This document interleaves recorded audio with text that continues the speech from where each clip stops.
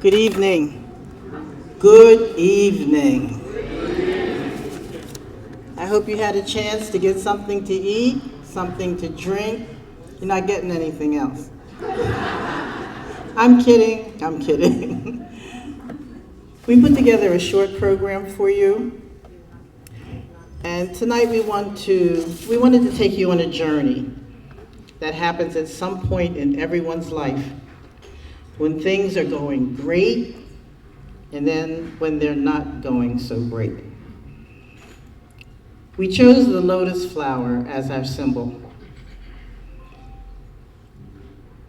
The lotus flower grows in dark, murky mud. It feels like it's being dragged down. And then when the sun comes up, it opens up, it blossoms in a way that it never could have been imagined it could. It's a journey of resilience, rebirth, and rising. The lotus is resilient. It's reborn every single day. And the difference between the lotus and all of us is that we have a choice as to how we're going to respond to whatever life brings us and to us. If you've heard the story of the Tale of Two Cities, where the upper class thrived and the quote-unquote lower class suffered, or August Wilson's play, Two Trains Running, where parallel lives lived by different rules, you'll understand where I'm going. I've gotten healthy in the last 2 weeks.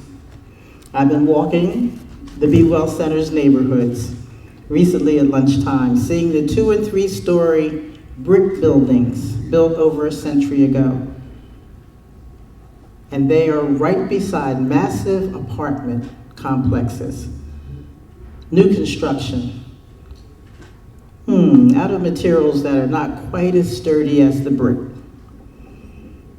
I've been listening to the sounds of our city and how they made me feel. Some soothed me, like children playing, music from cars, and others really got on my nerves, like the wailing police sirens, the clanging fire engines, the roar of the L.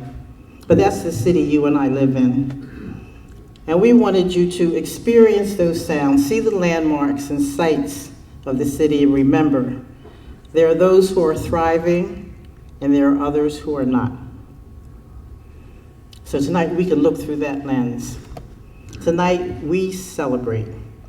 Because in 2018, North Philadelphia Health Systems was not thriving. We were, in fact, in bankruptcy. And it felt like an abyss. It felt like quicksand dragging us down. And here we are, 4 years later, to celebrate post-bankruptcy. And that's through the hard work of many people in this room. Staff, lawyers, the executive team. I'm not doing that. I didn't touch it. I didn't touch it.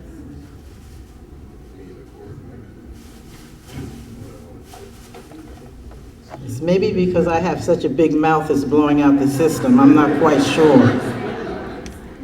But anyway, that doesn't negate the fact that it was due to the hard work of staff, lawyers, the executive team members, family supporters, and many, many more. And so,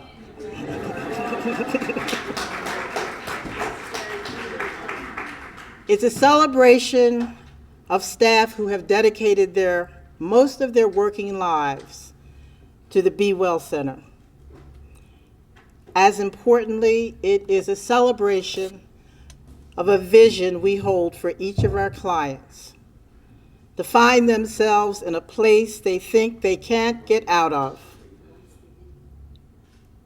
A vision of the possibility of their triumph over their thinking and those circumstances. So our goal tonight is that you leave not only with a deeper understanding of who our clients are and what we do, but also being reminded of the joy of being grateful to be alive, mentally, physically, and spiritually healthy. Our purpose is to inspire hope and transform lives.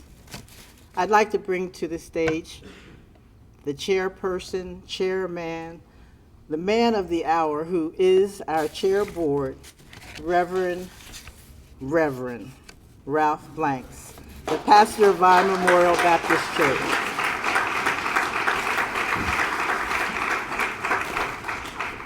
He is going to give you greetings and the invocation. And when he is finished, I'd like you to stay in that quiet place. Thank you so much, Jerry. Good evening again.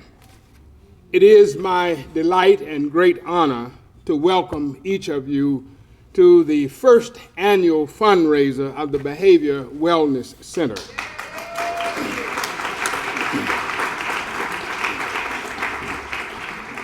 And with that enthusiastic response, I know that we can count on you already for next year's fundraiser. This pandemic has challenged all of us to adapt and adjust in the face of many challenges in our families, in our businesses, and yes, in our organizations. It has in many ways made for a total makeover. Our program this evening celebrates the resilience, the rebirth, and the rising of those in our organization and our community who have overcome significant odds, recreated their lives, and have risen to become inspirers, encouragers, and motivators pre-pandemic and during the pandemic. Welcome, sisters and brothers, to the celebration of the invincible and unconquerable human spirit. Let me take this opportunity to have you to see and greet our board members. I would ask, as I call your names, that you would each stand.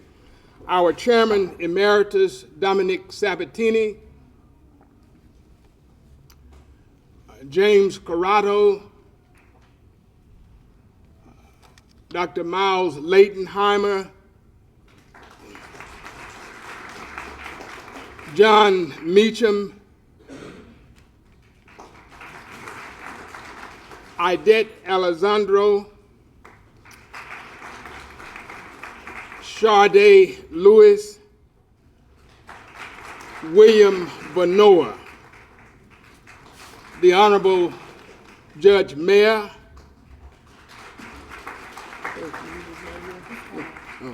and the Honorable Judge Felicia Stack.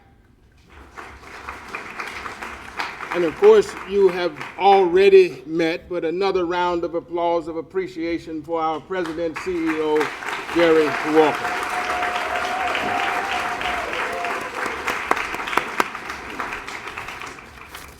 Let us pray together. O living and creative Spirit of all, be present in our gathering, be present in our fellowship, be present in our feasting. Make us ever mindful of those who have not as much. Accept our grateful thanks for the foods that we eat and even those who have prepared as much. May it strengthen us to do greater service on behalf of the people that you call us to serve. In your name we pray with thanksgiving and with joy. Amen.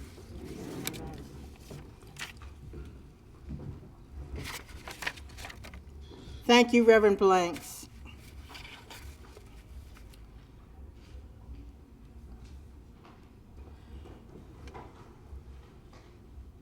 So every morning at the Behavior Wellness Center, for approximately the last 8 months, Laura, at the beginning of every morning, we use something called a Calm app.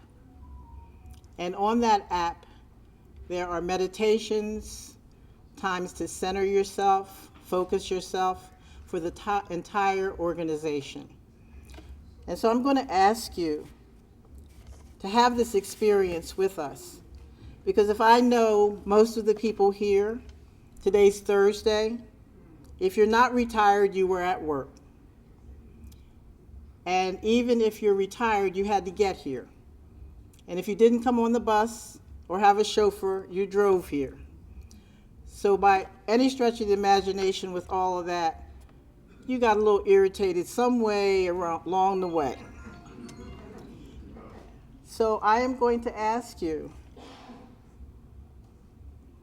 to close your eyes or lower them, whichever way you feel comfortable, and just relax for this time of reflection with the golden lotus.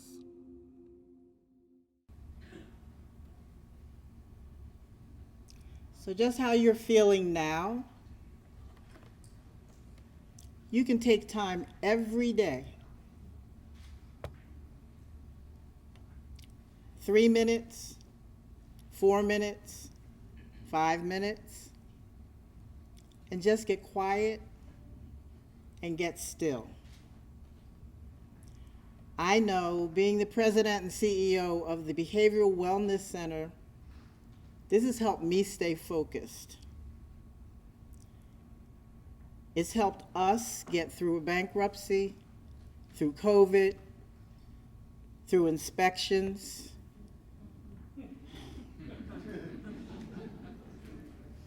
And by the way, today we got our preliminary report that we're being deemed by JACO and CMS accredited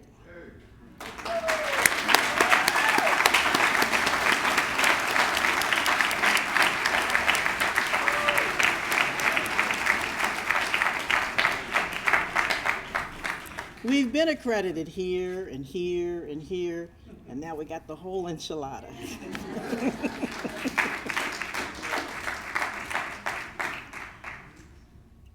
So there should be some pictures of staff on the screen. We decided we were going to take pictures of our staff so that you could meet some of them, but also so that we could post them in the halls all around the buildings. Because we have 500 people that work for us. And they don't all know each other, even though we consider ourselves a family. These are the people who have dedicated more than 50% of their lives to guiding, supporting, and compassionately caring for our patients and participants. Some of them work 24 hours, 3 shifts, 7 days a week. On the units, in the business office, in medical records and security, IT.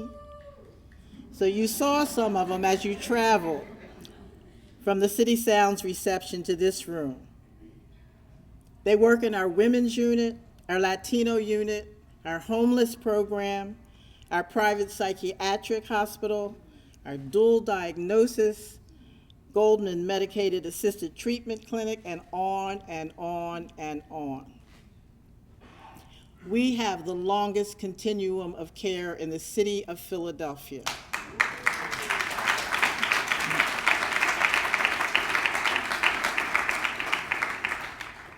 So those pictures are going to continue, but right now, we want to recognize 3 people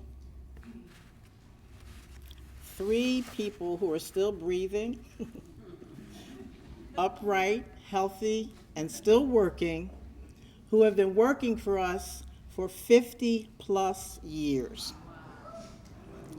Our presenters are Wanda Nolasco, VP of Patient Services, and Doug Mayer, our CFO. Doug and Wanda, would you come up?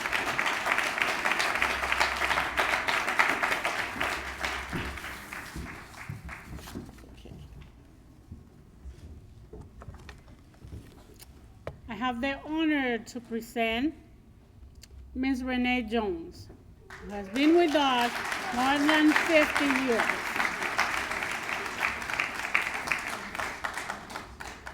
And I'm going to give a little bit about this.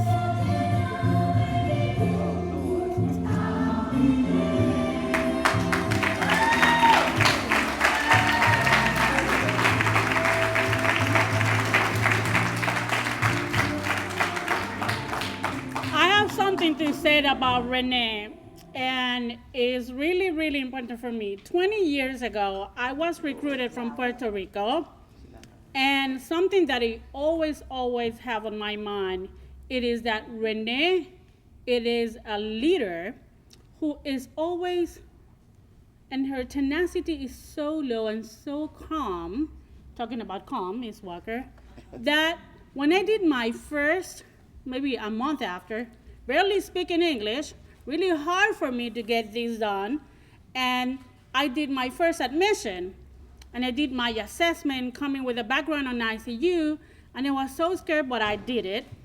And then she comes the next day, and then she's coming to me. Can I talk to you? Ooh, 1 month there. Not speaking a well English, I said, I messed it up. But no, it wasn't that. It was Renee putting her hands around me, walking around the hallway and tell me, your assessment was great. You did a great admission. I always remember that because she did tell me something that I didn't expect, but she took the time to review what I did, and I always appreciate that. I learned from that all the time that my staff have to do something good, you have to praise that. Thank you, Renee, for your service. Oh, you're welcome.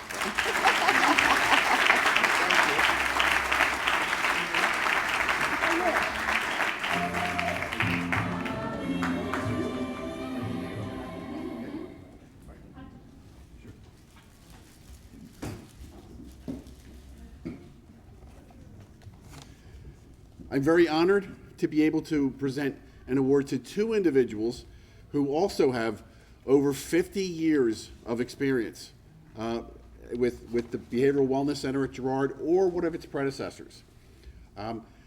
One thing I want to say that they both have in common as well is that they started working here in the 3rd grade. So they're really... Joe, thanks, sir. Oh, can I call up Early Marriott?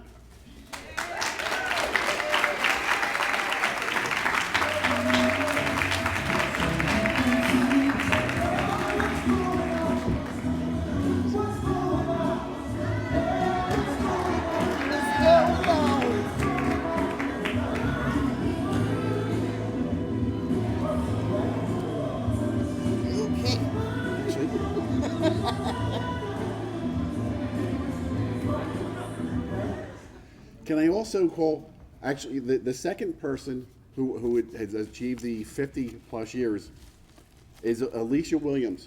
Alicia could not make it tonight, and in her place, George O'Brien is going to accept her recognition.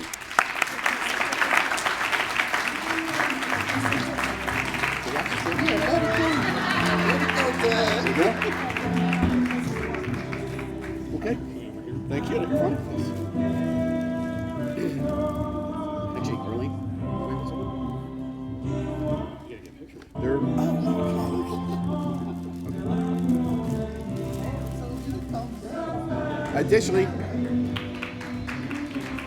Additionally, I want to let you know that actually the placards that they're receiving aren't just a congratulations, you've been here a long time, we really appreciate your help. It actually is it's a certificate that they can use for 1 week off. So,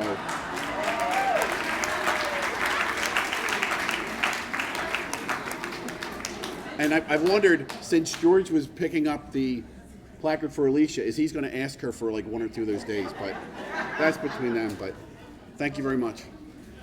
We were trying to think of something that wouldn't be corny for 50 years. And then when I brought it up to Doug, he was calculating. He said, 1 day for each year? He said, we can't afford that. I said, no. Just 1 week. That's how you psych him out. Make it really, really big, and then when you come in, then he's like, he's good. Okay, so rebirth. Our VP of Operations was to make this presentation, but he's unable to be here because he's sick this evening. And I told him when he called in, because of the inspection that we've had, he has run himself ragged, along with a lot of other people. So I told him, it's time to be still and keep your butt home. So he's doing that, and we applaud him for that. So we're going to introduce you to 3 out of a number of employees who started their journeys as participants in our programs and have returned to work with us. I want you to hear the power of their stories. I know that. Before that, I want you to look at this video clip.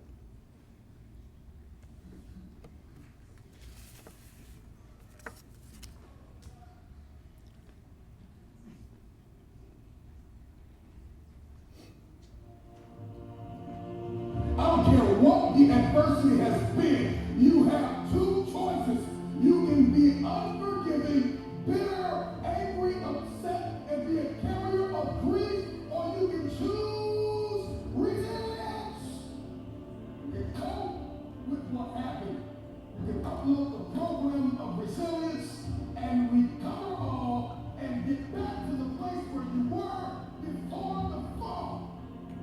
Stop waiting for the storm to pass and ask yourself the question, what can I accomplish in the rain? What can I accomplish in the rain? Who can I become in the rain? There are people all over the world who are depending on you. So our wounds become wisdom. We have a new program. It's called Resilience.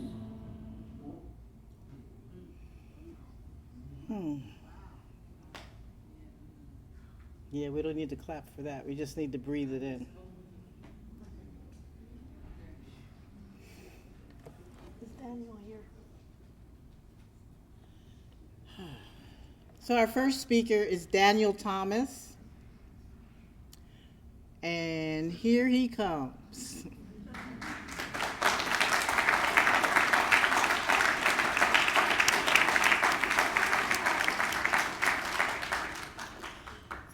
Daniel is an addiction recovery assistant who works in the women's unit. He has lived experience and knows the journey each participant he works with is on. Daniel, you have to talk real loud. Okay.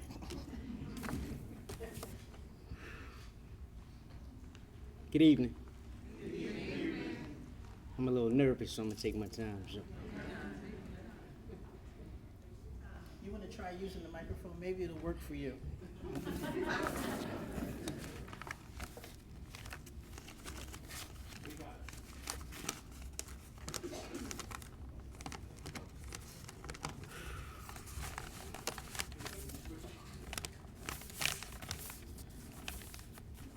So, I stand here today, humble, full of gratitude, and honored to speak my truth and demonstrate the rewards of sobriety. I started this journey at an early age, in and out of institutions, continuing to use, ending up back in prison, removed from society, controlled by my disease. I no longer had the endurance nor the stamina to run in this race of addiction, so I made the conscious decision to get help, so I did. I wanted the solution, the cure, the education. I wanted to understand what chemical dependency was and why I gave it so much power. So I surrendered and honestly admitted that I was powerless, and at this point, the only thing that would be beneficial besides my faith is recovery. So I gave it my all. I invested my trust. I identified with the process and learned that the information only becomes valuable when you use it dealing with real life situations. So I started to call different programs, and the only one that demonstrated Genuine concern of me getting better was the Be Wellness Center. Then it started. It was mind-blowing. The process was proof, and it was evident. The 12 steps was a solution to my problem. Then it got sweeter. I found one of the most significant pieces of my transformation. My ears, my shoulders, my counselor, my friend, and now my boss, Maribel Gonzalez. And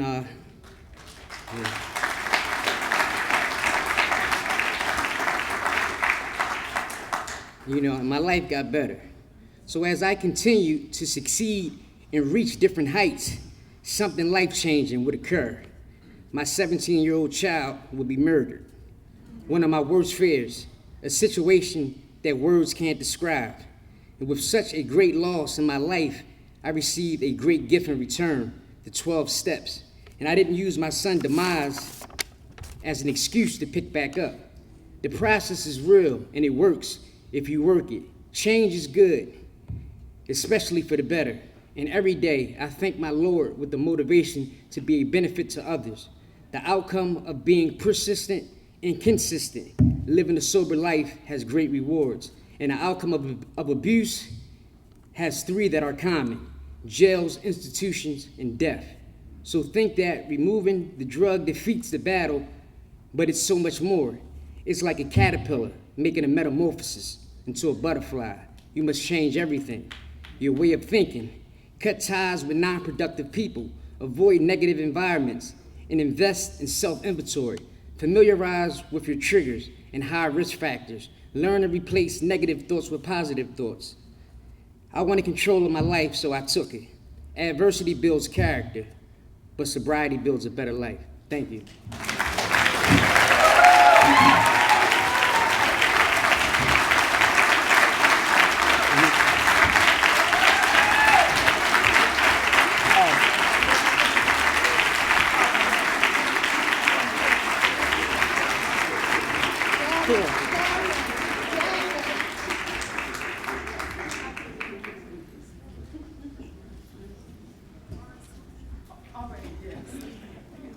We wanted to give just a memento, and so this says resilience, rebirth, and rise. Thank you so much.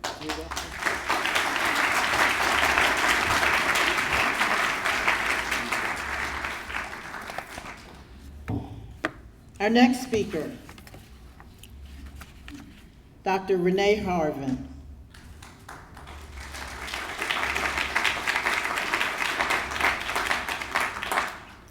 She's a counseling supervisor at the Goldman Clinic, a clinic that sees over 650 clients each day, and she supervises a team of 8 counselors. Dr. Harvin. Thank you.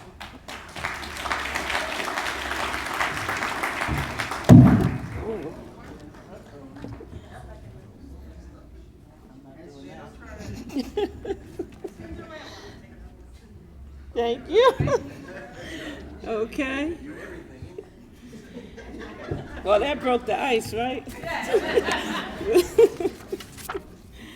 Good evening, everyone. Good evening. And I welcome you to the Be Well's fundraiser event. I was asked to share a synopsis of my life story and a testament of how awesome God has been to me. I am humbled, and I am so honored to stand before you tonight.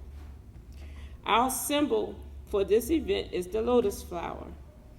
I was motivated by its meaning and representation. The lotus plant is a unique, recurrent, and persistent water plant that thrives in nutrient-rich, murky conditions.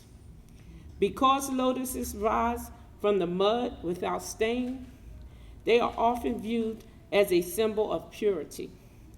Since they return to the murky waters each evening and open their blooms at the break of day, the lotus flowers are also symbols of strength, resilience, and rebirth.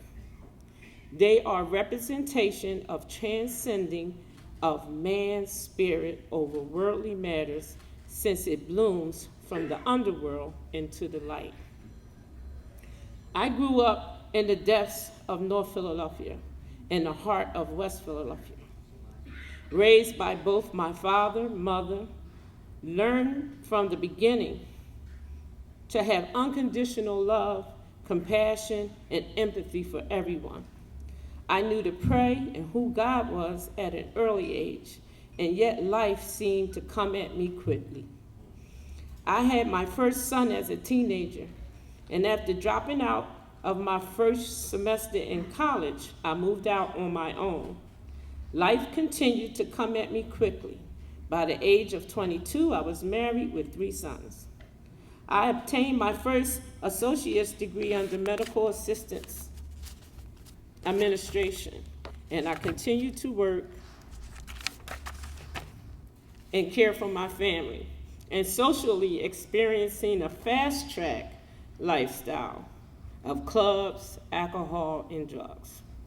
In 1987, I experienced the loss of my 9-year-old middle son.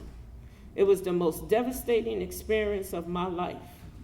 It was during this dark and painful time of my life I found myself living in the underworld, in the depths of the murky waters, succumbed by addiction of cocaine for 10 years.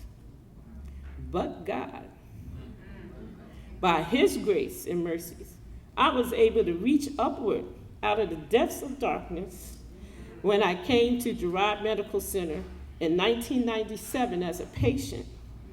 I will never forget how broken and distraught I was. The shame and guilt and fear. I kept saying, please don't let me go back out there. And because of the support and care and kindness of the staff here, I was motivated and strengthened. One counselor fought against normal, which kept me here until I was placed into a next level of care. From that point on, I persevered. God opened the windows of heaven and poured out blessings. I obtained permanent employment, a new home, united with family, and continued my education. I accomplished associate's, bachelor's, and master's degrees, all with God providing the support of my family and the guidance of my church at Enoch Tabernacle Baptist Church, under the guidance of my pastor, Alan E. Waddle. In 2013, God opened the doors for me at Behavioral Wellness Center at Girard, the Be Well Center, again, but not as a patient, as an employee. At the Be Well Center, I started off as an ARA, Addictions Recovery Assistant. And with the support of Girard's amazing staff, I went on to be a counselor assist, a counselor, and now a clinical supervisor.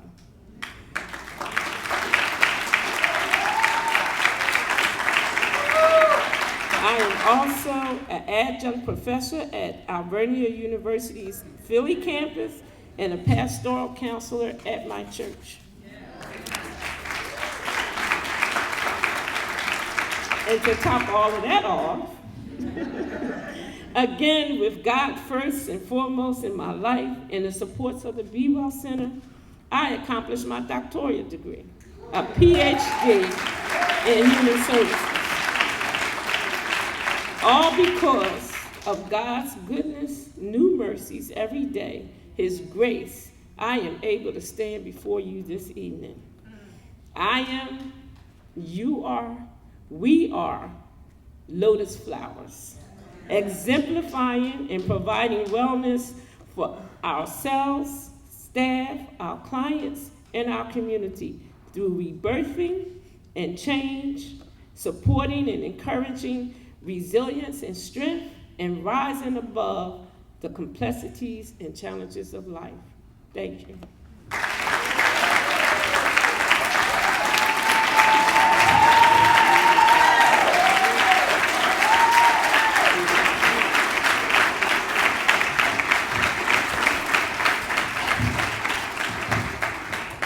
Is Willie Rodriguez.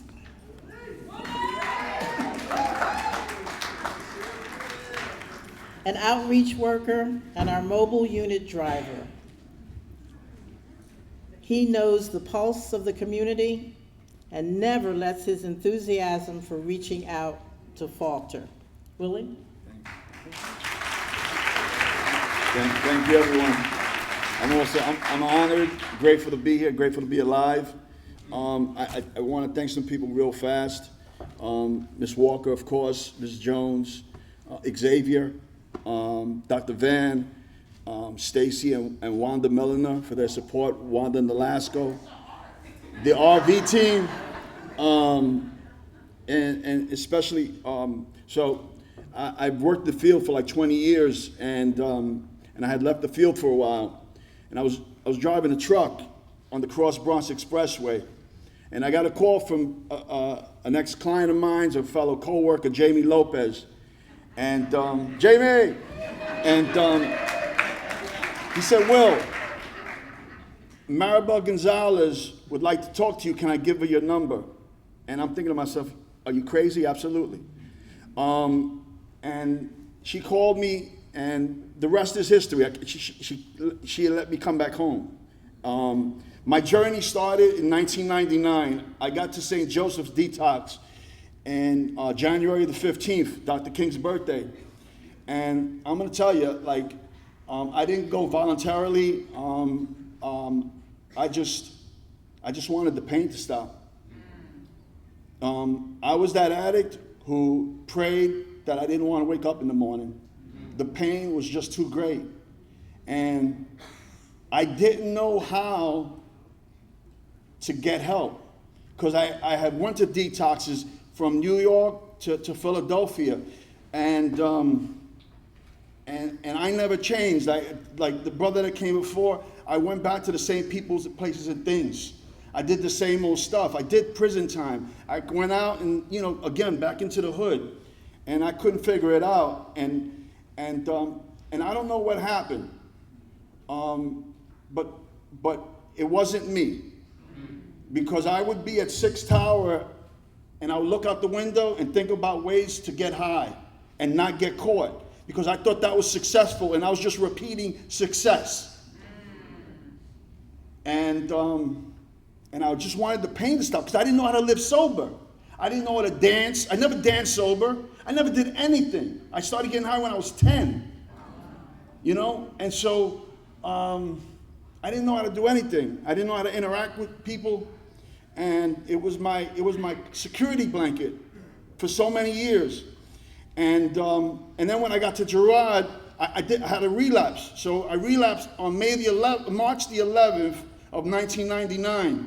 And the ARA, God bless him, may he rest his soul, his name is Jesse. He knew I was high. And he confronted me, and he saw that I got nervous. He said, go to sleep, don't worry about it. So I figured, oh man, I got over. No. He told my counselor in the morning, and it was a wrap. So I said, I'm gonna go to jail. Why did you do this? And he says, somebody needs to tell you no. And I just, from that point forward, I lost the ability to lie to myself. That's what got it for me. Because the next day, I felt like crap. And I never felt like that before. It was like, wow, I like to say that NA gave me a conscience. The 12 steps, I started feeling like I let other people down, not only myself. And then I had to stop the games, because I wanted to be successful. I wanted to be like that person that was coming into the hospital to bring meetings to us, because when they spoke, I believed them. I felt them. And they spoke my story. I felt like, it was like, wow, man, like this dude is clean, and not only is he handsome and he looks good, he dresses good, like he even talks good. Like, whoa. And I wanted that. Yeah, I did. I wanted that, man. But along the way, God put people in my life. And I'm eternally grateful to the process of Narcotics Anonymous, the 12-step program, for that first guy who told me, yo, Will, the war is over. You ain't got to fight no more. I cried like a baby. And it was like, wow, that's pretty profound. I don't have to fight no more. And so, and then coming back home, like, it was awesome, because, thanks, brother. Thanks, brother. So, I know I'm here for a reason. I'm passionate about this because I just want to take the pain out of people, and give what was freely given to me, which is hope, It's a beautiful thing. Again, I'm so honored to be here. I'm honored to be a part of this family, and everything that it entails. The other thing, one last thing. When I got interviewed, Maribel was in there, Xavier, and Miss Jones. And I'm like, wow, this is pretty deep. But there were people that looked like me. And that was important. And so they understood. It's like, wow, like this is like too real, And so I'm just blown away by everything, man. And thank you for letting me share. Thank you so much.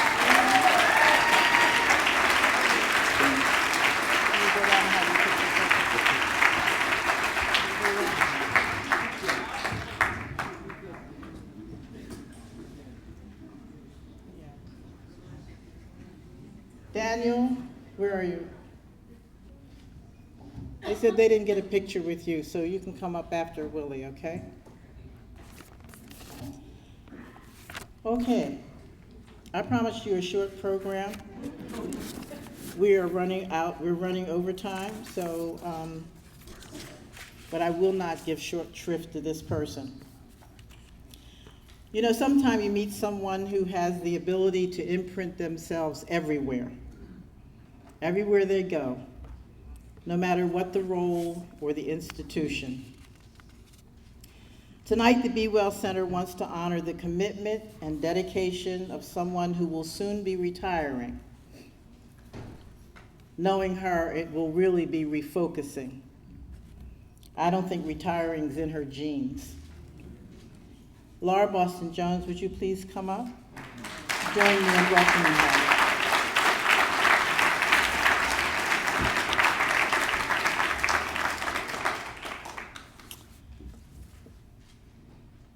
Do I hear it? Shining star?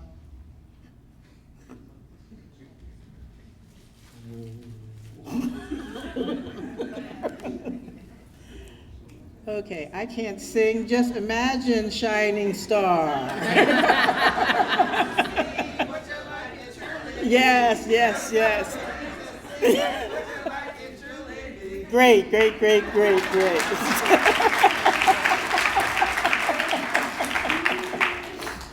So, Laura, you've been a star for us. Starting as the Director of Residential Services, then the Vice President, Behavioral Health, and then the Senior Vice President of Behavioral Health.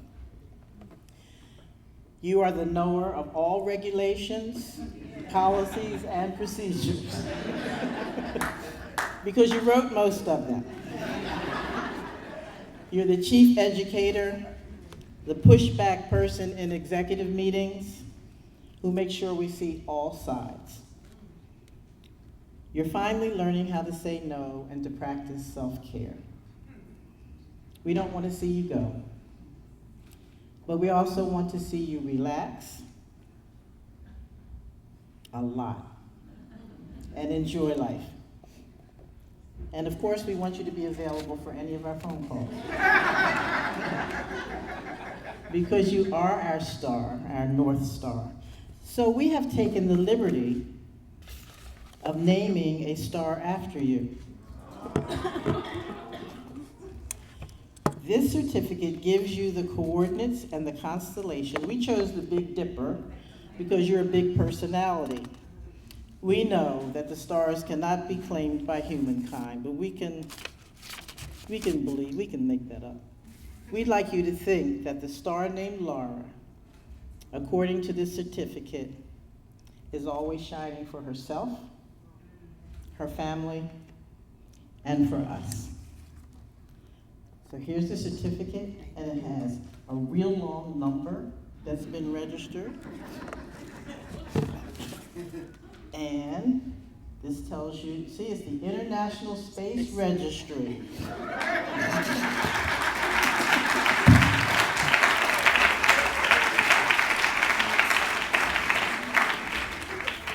In addition, we have a proclamation from the Senate of Pennsylvania, submitted by Senator John Kane. I do have the script here in big type. I can't find it, so I'm going to try to see if I can read this. I'm not going to read the whole thing. It says, whereas the Senate of Pennsylvania is always pleased to recognize those individuals who, through their laudable tenure of service, contribute in a meaningful way toward the well-being of their communities and this Commonwealth.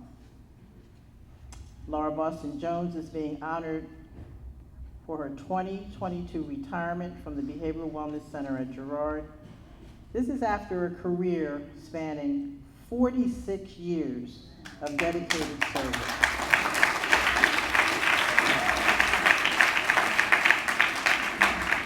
She's a graduate of Westchester. She earned a master's degree in educational psych from Widener, a former trainer with the Department of Health.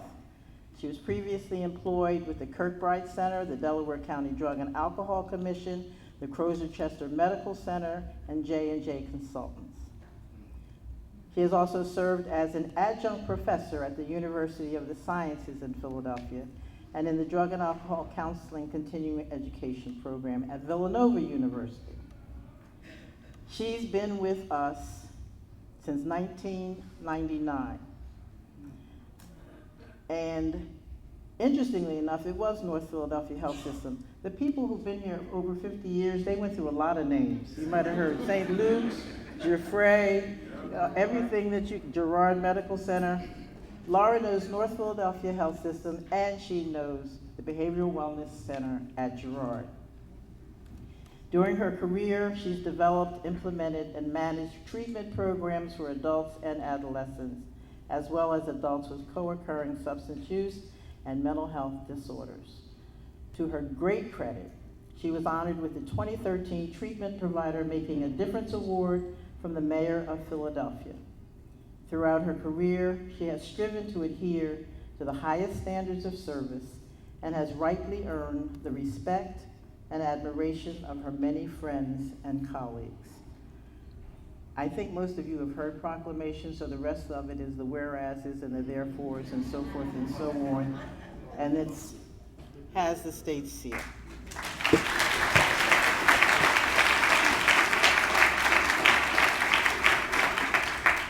In addition, we have these flowers for you. So we didn't want to give you anything that was corny either. We wanted to give you something that was useful because we know you like useful things. So we're presenting you with this crystal vase for all the flowers you're going to get, especially when you retire. It's engraved, the Behavioral Wellness Center at Girard, inspiring hope, transforming lives. Be well, Laura Boston Jones, Senior Vice President, Behavioral Health, 1999-2023.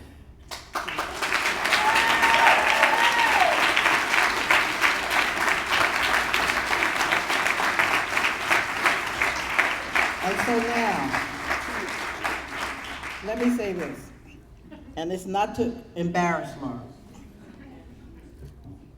but she can be very long-winded. But she always is saying something important. And even when it's a little long, you're like, I need her to keep talking so I can get the rest of this information.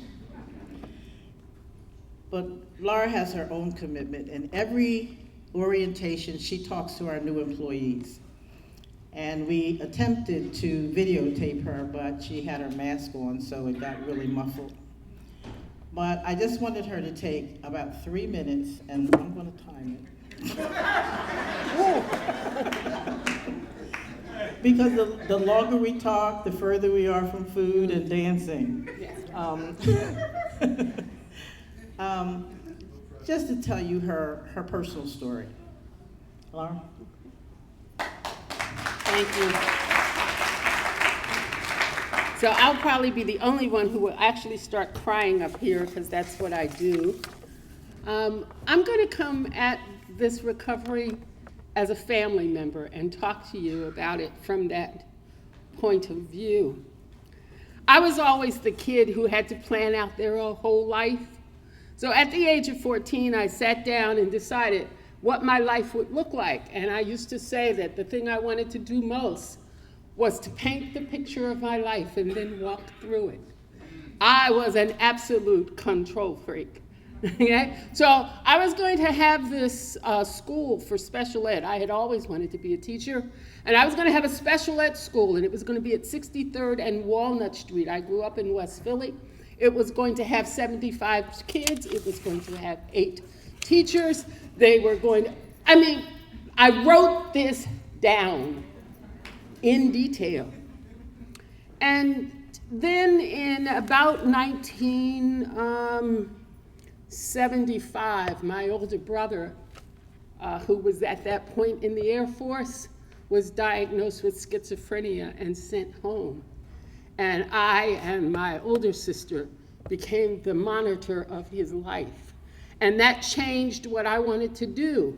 And so I didn't go into teaching, and I went to work in 1976 at Gadenzia in Westchester, Yog to the Yog, Youth of Gadenzia to, yeah. So I worked there for a while, and I fell in love with substance abuse, and it became my life.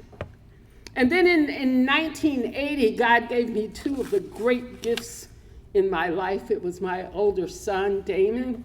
He was born in 1980, and he was bright, and he was brilliant, and he was loving.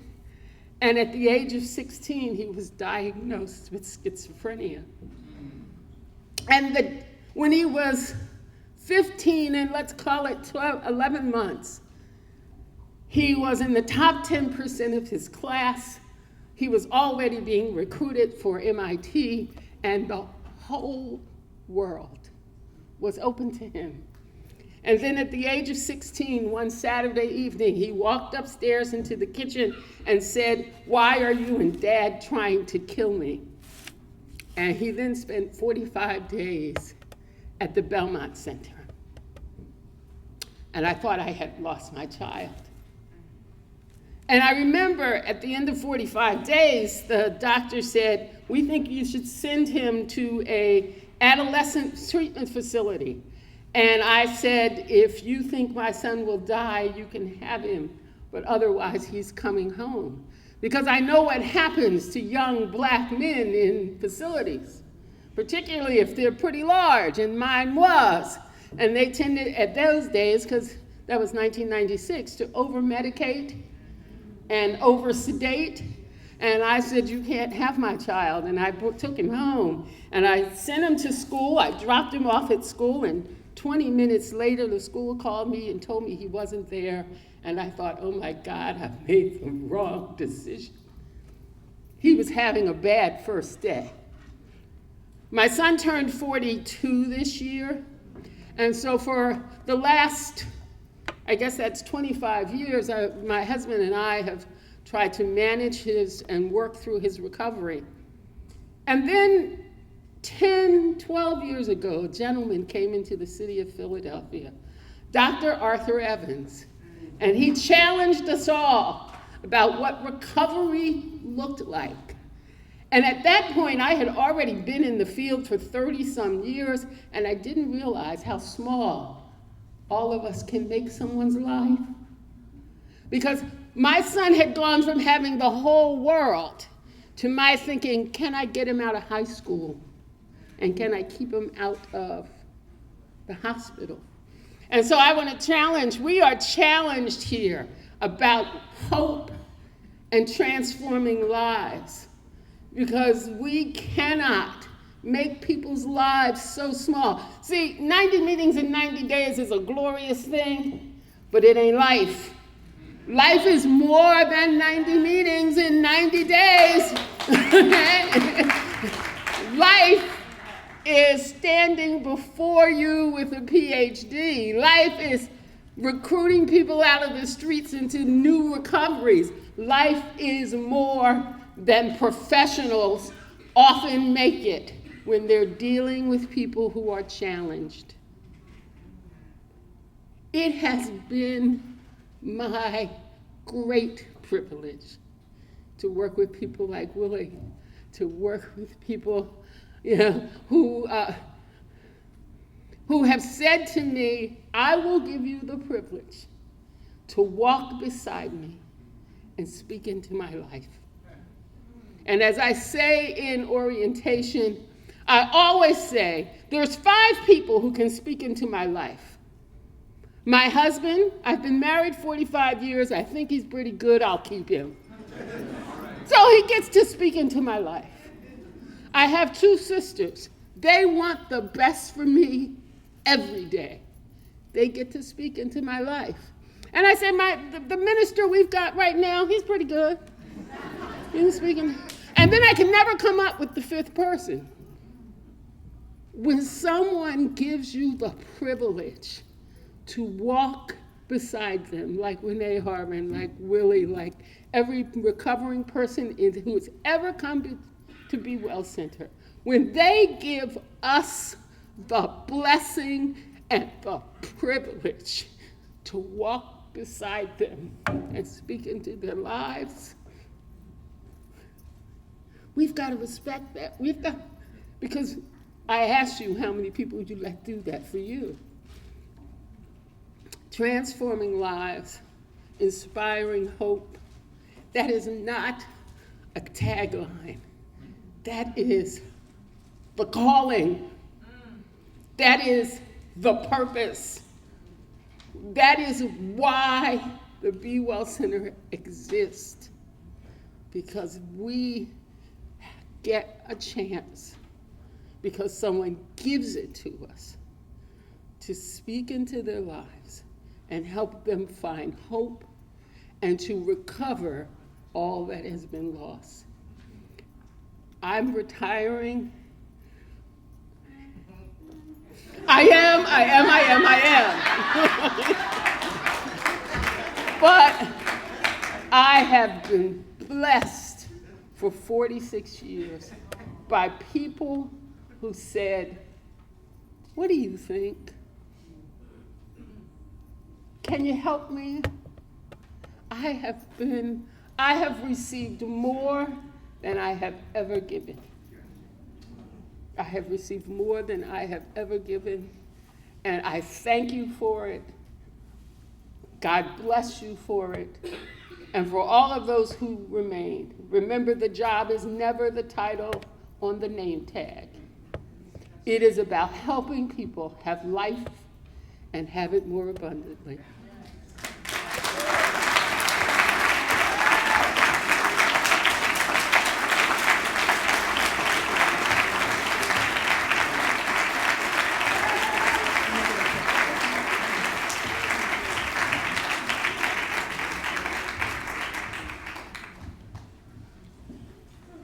Okay. So now you know why we exist. Finally, I'd just like to bring up the Vice President of Human Resources, who will acknowledge the people who have made it possible for us to be here, for us to eat the food that we're getting ready to go to, for the band that we're going to be dancing to. Each one of them is a very strong, reliable, trustworthy partner of the Behavioral Wellness Center.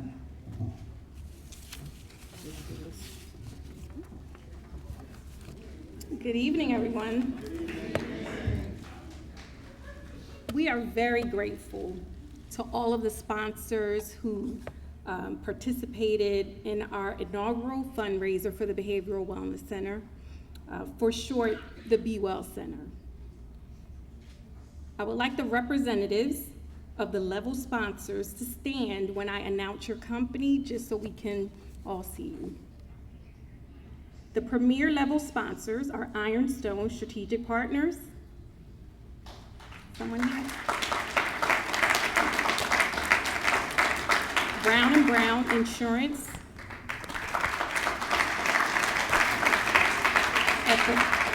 At the gold level, we have Life Tree Pharmacy.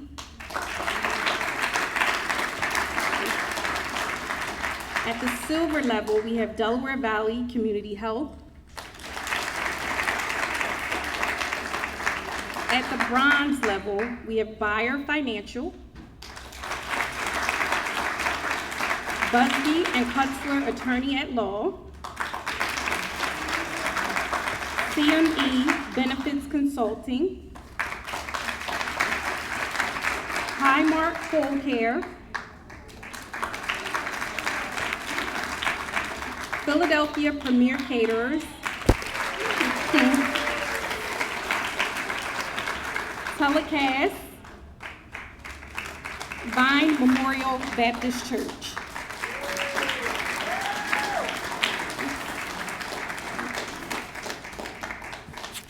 And we also want to thank our general sponsors, those who purchased tables, made donations, and each one of you who is contributing to the success of this evening with your presence. I'm pleased to introduce one of our premier sponsors to make a few remarks. Nick Buckley from Brown and Brown.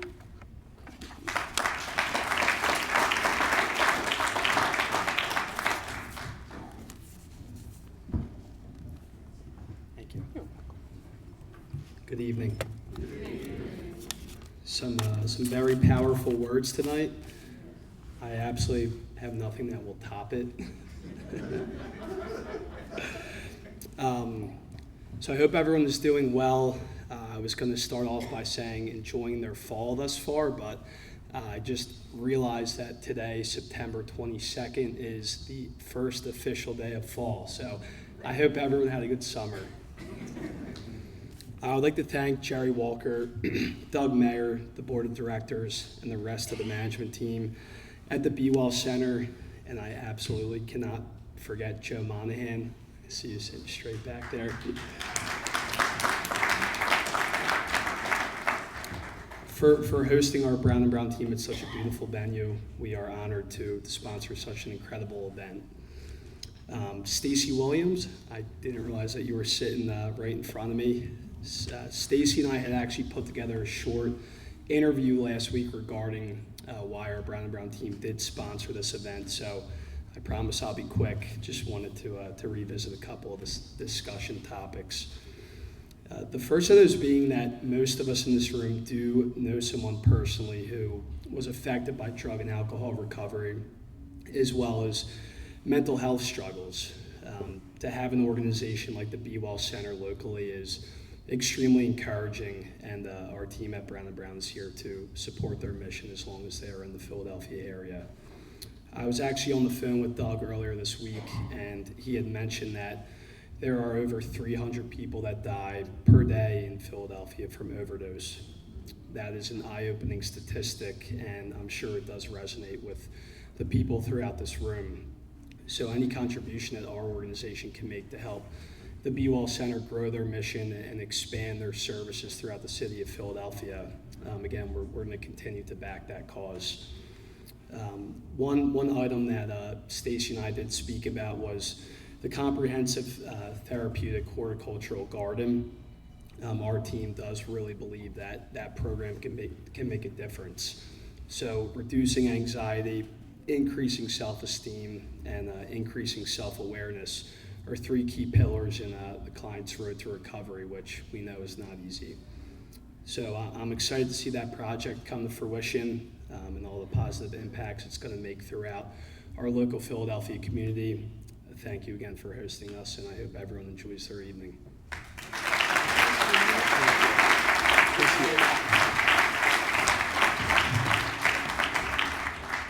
Okay, I'd like all the Be Well staff to stand.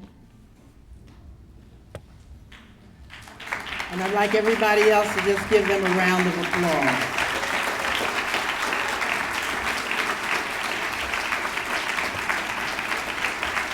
Thank you. You may be seated. And now I would like the committee that put this whole event together to stand. I'm going to call your names quickly. Kate Bardelli, Bree Thompson, Joe Malai, Sujith Thomas, Naomi Velasquez.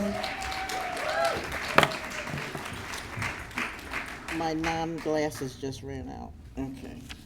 Justly Alex, Renee Harvin, Yomaida Rodriguez, Brandy Davenport, Brandy Rivera, Helene Villanueva, Tia Williams, Maribel Gonzalez, Barbara Gordon, Stacy Williams, and Faina Van Berg. Thank you, thank you, thank you, thank you, thank you, thank you, thank you, thank you, thank you. So everything you see they did while they were still doing their jobs and going through an inspection by CMS.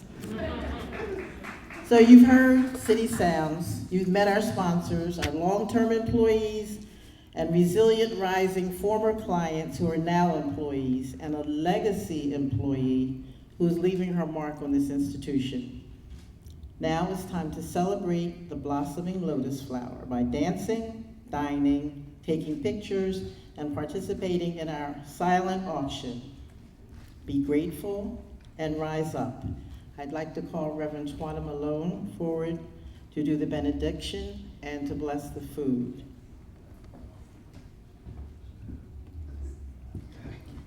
Good evening. It's such an honor to be able to speak to you all this evening, to give thanks for this organization and the work that they do. At a time like this in our world when there's so much spoken about what is wrong, it's good to come together to talk about what is right. It's good to come together to give thanks for a group of committed people. It's good to come together to acknowledge hope. And it's always right to come together in love. With that, let us bow our head and turn within and acknowledge the God of your choosing. Let us know together that as we move into our time of eating and joy and laughter, that we remember from whence it comes. Let us know together that this food has been prepared with loving hands and a loving heart, and let us all be open to receiving it as such. So let us just give thanks for the food and all that the night offers. Amen and so.